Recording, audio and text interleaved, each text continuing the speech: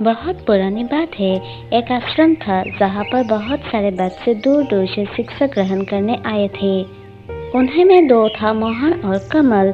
उन दोनों की शिक्षा पूरी हो चुकी थी। आश्रम के नियम से अनुसार उन्हें अपनी शिक्षा पूरी करने के बाद घर जाना था।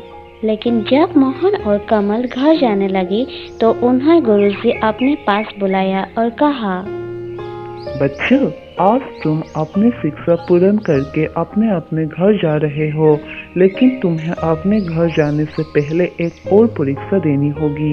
इस परीक्षा में अगर तुम सफल हुए तो तुम्हें घर जाने दिया जाएगा, लेकिन अगर तुम विफल हुए तो तुम्हें यही रुकना पड़ेगा।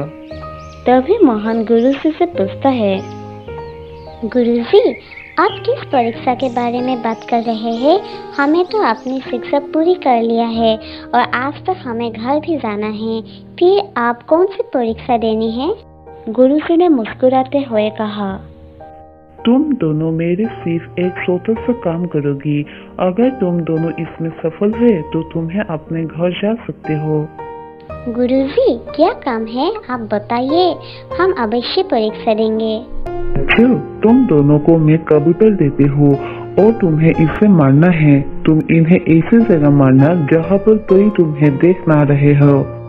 मोहन और कमल दोनों उन कबूतर को लेकर चले जाते हैं।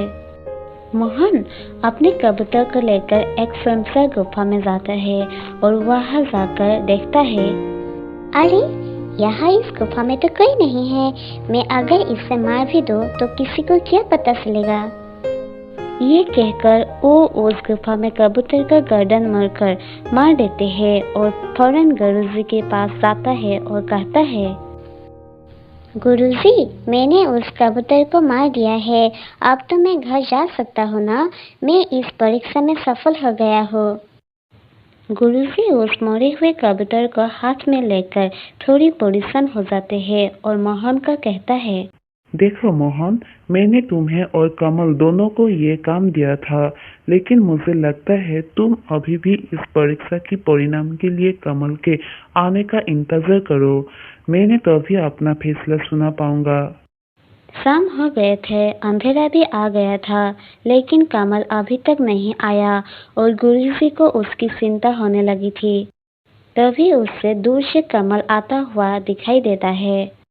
देखो, वो आ रहे हैं। उसके आने के बाद तुम दोनों के परीक्षा की परिणाम घोषणा हो जाएगा। प्रणाम गुरुजी। कमल, तुम इतनी देर से कैसे आए और तुम्हारे हाथ में ये कबूतर जिंदा कैसे है? गुरुजी, ये बहुत लंबी कहानी है। आप बस ये समझ लीजिए कि मैं ये परीक्षा में सफल नहीं हुआ हूँ। मुझे माफ़ कीजिएगा गुरुजी, मैं इस कबूतर को नहीं मार पाऊंगा और इस कारण मैं अपने घर भी नहीं जा सकता। ये सुनते हुए गुरुजी कहता है, रुको कमल, तुम जब तक हमें पूरी बात नहीं बताओगी हम तुम्हें आश्रम में प्रवेश नहीं करने देंगे। बताओ, क्या हुआ था तुम्हारे साथ? गुरुजी, जैसा कि आपने कहा था कि इस कबूतर को वही जाकर मारना है जहाँ पर कोई नहीं देख रहा होगा, तो मैंने यही किया।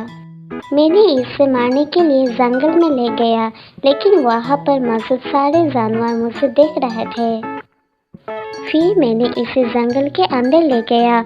वहाँ पर जानवर तो मौजूद नहीं थे, पर सारे पेड़ पौधे दिख रहे थे।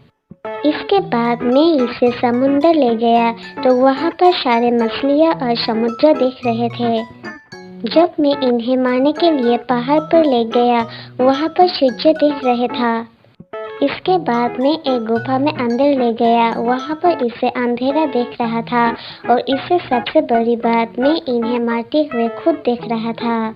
गुरुजी ये बात सुनकर मुस्कुराए और उससे कहा, कमल, तुम्हें तो सबसे बड़ी शिक्षा ग्रहण की है। जो मैंने तुम्हें सालों से सिखाना चाहता था वो तुम समझ गए थे। तुमने इस कबूतर को इसलिए नहीं मारा कि तुम्हें सब देख रहा था। यही हमारा भय है जो हमें गलत काम करने से रुका है। अगर हम सब कुछ भी गलत करने से पहले ये सोच ले कि हमें कोई ना कोई देख रहा है तो हम गलत काम नहीं करेंगे। बस यही मैं तुझे समझना चाहता था और तुम बहुत अच्छे से समझ गई।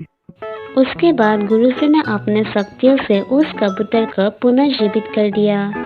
गुरुजी की ये बात सुनकर मोहन का अंदाजा हो गया है कि उन्हें अभी और शिक्षा ग्रहण करनी है, इसलिए वो चुपचाप आश्रम चला गया और वही कमल वापस घर चला गया।